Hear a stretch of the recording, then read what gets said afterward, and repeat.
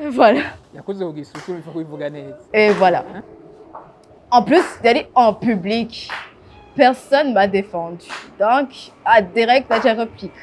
J'ai eu un blocage, j'ai eu gusa ngira ngo wita mugenzi wacu takubwira ntatakubona none nashengereye. Jamboga, OK, c'est très bien. Gusa ariko yari ryambere je nisanta. Wow. J'ai pu me défendre enfin. Uwo mugabo yaciye agira ubwoba. Yaciye agira ubwoba. Yaca badestabilize parce que uko nahindukiye ndangura kumubwira. Yaca atanga kubona mengo ivyo bintu vyakaze. Gusa nyene yaca atanga ukaranguka cyane. Ngo n'umukarateka, ngo n'umukarateka ku mutima. N'abandi bakobwa ndose kuzura bakorako.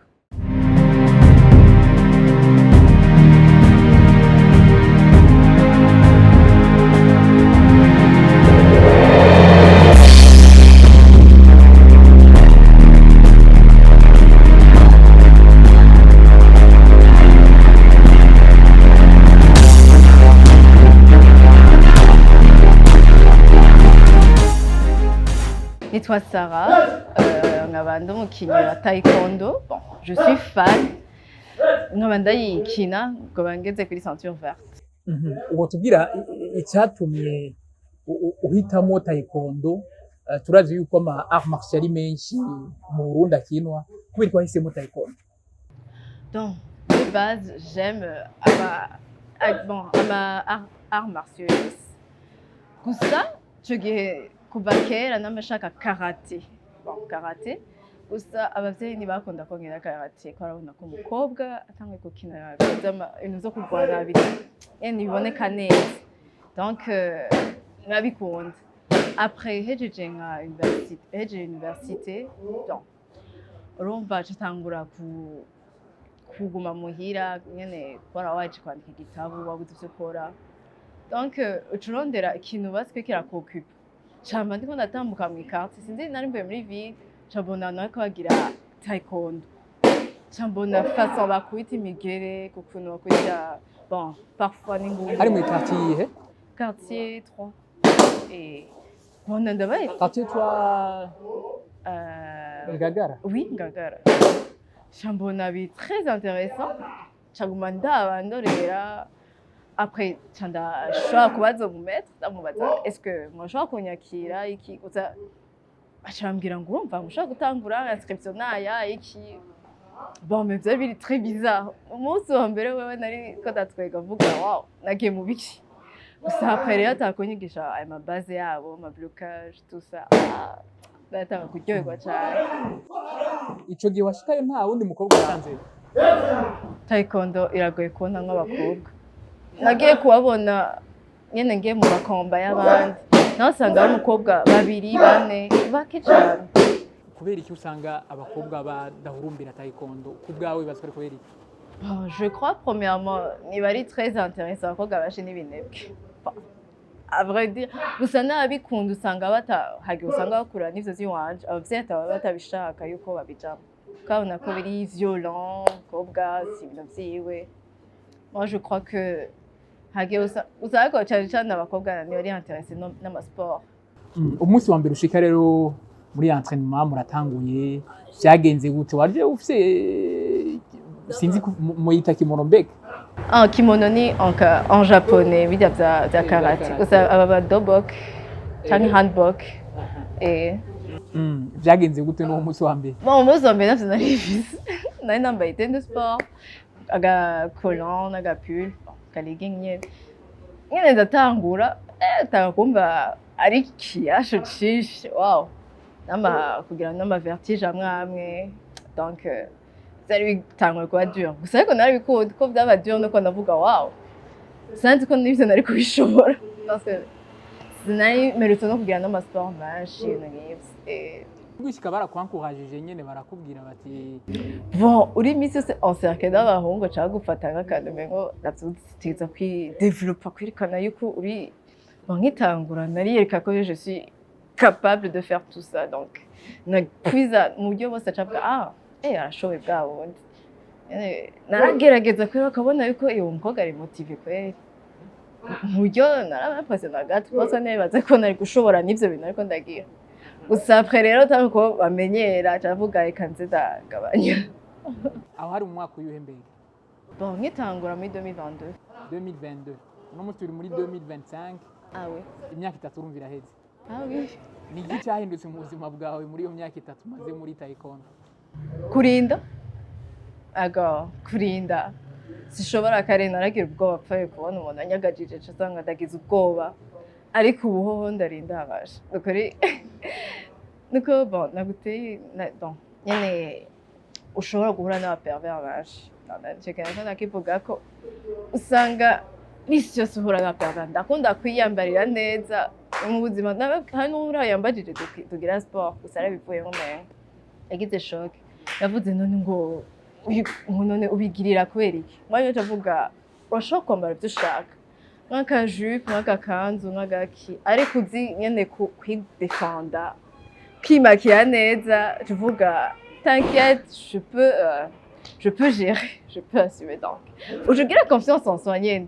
parce que gusa ariko abapervers baragoye nico gihe nari nambaye ipantaro isanzwe n'agapira gasanzwe cambona umuntu nambaye yanyoye ibiki acanza kuwo ankora kw'inyuma abasha gisusu ku gisusu voilà yakoze ku gisusu bifa kubivuga neza et voilà en plus yari en public personne m'a défendu donc à direct naca réplique nacigira blocage nyene gusa ngira ngo wita mugenzi wacu takubwira ntatakubona none nashengereye camboga ok c'est très bien gusa ariko yari ryambere naca nisanta wow j'ai pu me défendre enfin uwo mugabo yaciye agira ubwoba yaciye agira ubwoba yaca badestabilize parce que ukuntu nahindukiye ndangura kumubwira yaca atanga kubona mengo ivyo bintu vyakaze gusa nyene yaca atanga ukaranguka cane ngo n'umukarateka ngo n'umukarateka ku mutima n'abandi bakobwa nzosoko turabakorako donc sabineze bon shashaka yuko bon n'abandi bakobwa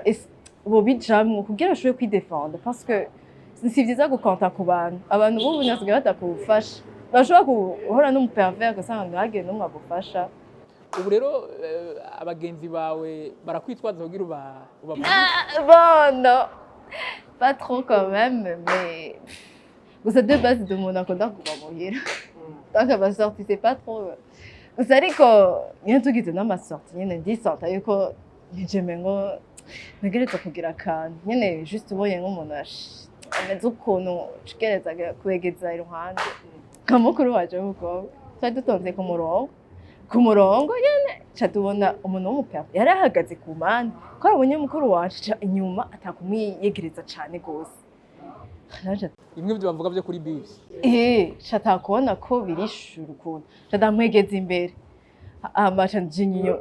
inyuma yiwe ca ndamuraba nkora ko nyene ku mutima mvuga nyene ego ndabizi yuko wari suri yuko uza kwigwanira de base bavuga yuko mu maso ariho hambere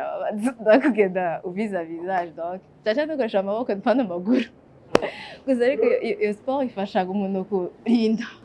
ivyo byose urumva wavyigiye muri taekwondo ama self defense amwe kwe niyo ya blocage nivyo nagize byijisho nyene ura umuntu voilà ego barakwereka nk'ama mouvement ya mbere nyene ugira uri bon élève urabifata bigucanze nakonze abagenzi bawe none b'abakobwa musaye mugendana ntibahindutse bavuga bati umuntu asigaye muri ibi ujyanye mama we abakobwa yabwiye ko ari abanebwe no kugira marche kuva namba ari hehe gushika hehe cavuga ya vraiment ndarushe ndagize n'amafoto makarabaye ndarushe donc abagenzi banje bazima wapi n'ibinebwe no mukuru wanje yagize sport kubera muganga yamuconseille il faut faire le sport sinon c'est pas bien pour ta santé donc yabaye obligé kuzaragira sport gusa urumva nyene ari obligé abakobwa bashinze na n'umwe ni gake umva ega na kare narakina basket avant nyene nashaka umuntu baranyapre na basket justement nico kibazo nari kukubaza nti buto bwawe atazindi sport wapratitse bon nko guherekeza papa wanje ma marche ku gahene twa tu montagne yanu kagerageza agenda nyaruka kacigerageza kuduga ku grimper ya macolline donc de nature ndakunda ibintu byo kugira ama sport nka basket gusa basket nabuze abakobwa tukinana bana nuko kuntu sindi muremure cyane donc na equipe nimwe yashaka no ko recruiter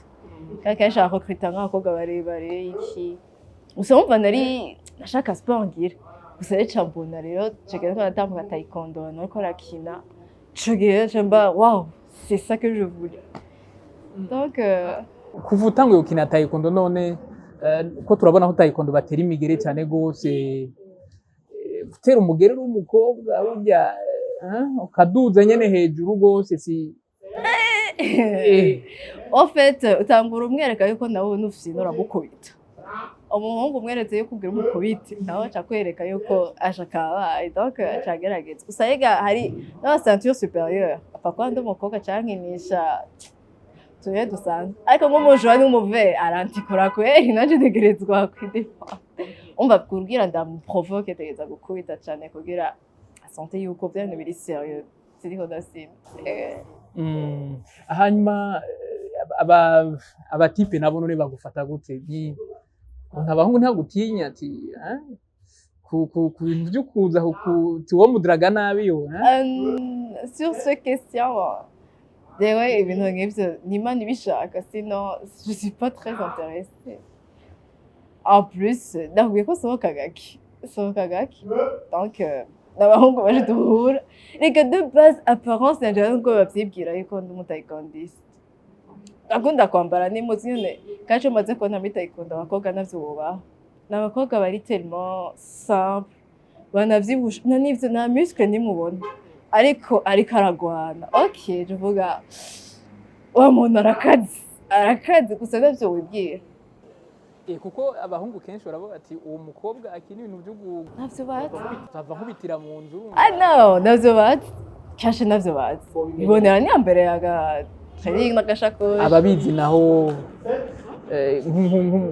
nk'umutipe wawe no mu quartier bamaze kubona nkunda gukina basket ico gihe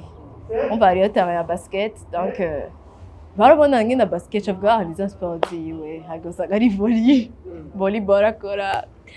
donc bashina n'ivyo usanga babazi nanje bavuga babimenya batabimenya c'est juste que moi et mon petit monde de taekwondo c'est bon ouais ntibibaza nk'umukobwa akina ivyo ko bishoboye gutuma yiganza nko mu rugo ko benshi mu Kirundi niko bamwe usanga biyumva ivyo gusa jewe de base caractère yanje ariko ndubona peureuse gusa ndagiye kugira caractère kubera ahanjamwe sinon je d'umuntu a respect je sinshobora no kugwana utanyatatu sinshobora gureplika donc bivana kamere k'umuntu ango gusa ariko ngo umugabo par exemple aje par exemple kukwataka yanyoye inzoga zamusarishije kajabona je gusarirako donc nga il faut kumusinziriza nazo bari umugabo wawe uzoshimusinzira non c'est juste yuko ahubwo woca umudeséquilibre kamugarada mu cumba kugira ikosa atatekereze niko uzobigira